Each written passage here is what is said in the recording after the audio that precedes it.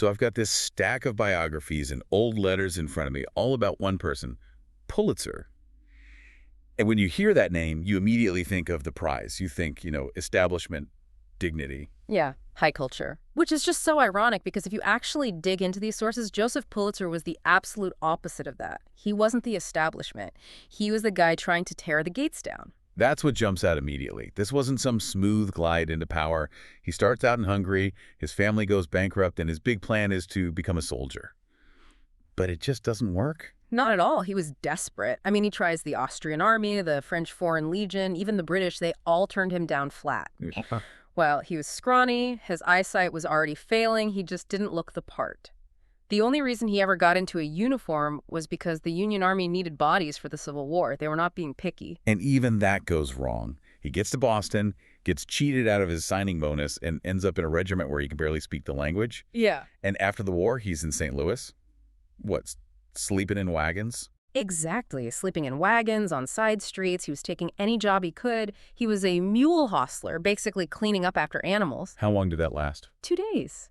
He said the mules were, and this is a quote, too whimsical.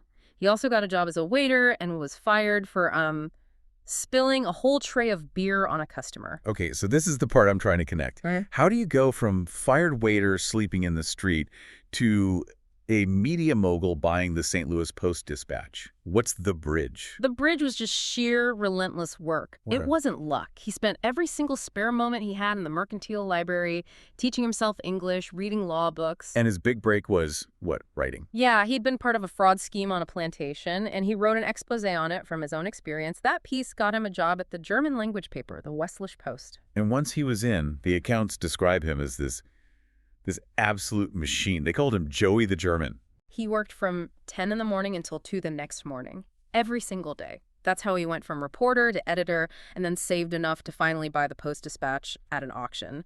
But he brought this volatility with them. Volatility is, I think, putting it mildly. I'm looking at a police report here. He gets into a dispute with a politician, Captain Augustine. Right. And he doesn't just write an angry editorial. He goes to the man's hotel, pulls out a 4-barrel pistol, and shoots him in the knee. It just shows you he didn't see himself as a passive observer. To him, journalism was combat. And when he bought the New York World, he took that philosophy to a massive scale. He knew that to have influence, you first had to have an audience. So that was his method. Yeah. He mixed these high-minded crusades for the common man with, well, absolute trash. Crime, gossip, scandals. He had a phrase for it. He wanted the news to be brief, breezy, and briggedy.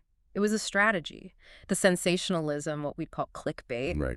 that paid for the serious investigative work. He understood you have to arrest someone's attention before you can awaken their conscience. And the Statue of Liberty campaign is the perfect example. Funding for the pedestal had completely stalled out. The rich weren't paying. So he turned it into a public crusade. He basically invented crowdfunding. He promised to print the name of every single donor in his paper, no matter how small the donation. And it worked. It worked incredibly well. He raised over $100,000, mostly in pennies and nickels from ordinary people. He proved the press could mobilize the public, not just talk at them. But there was a real philosophy behind this, wasn't there? It wasn't just about selling papers. No, not at all. He genuinely believed that the press was the guardian of democracy. There's a famous quote of his, "Our republic and its press will rise or fall together."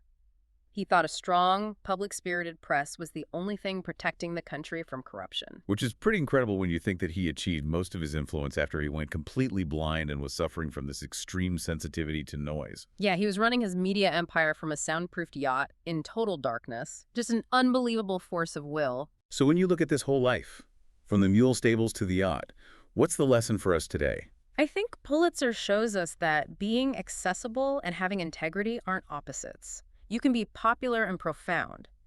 He created the model where the fun, breezy stuff pays for the really important stuff. He built the engine that still powers the industry.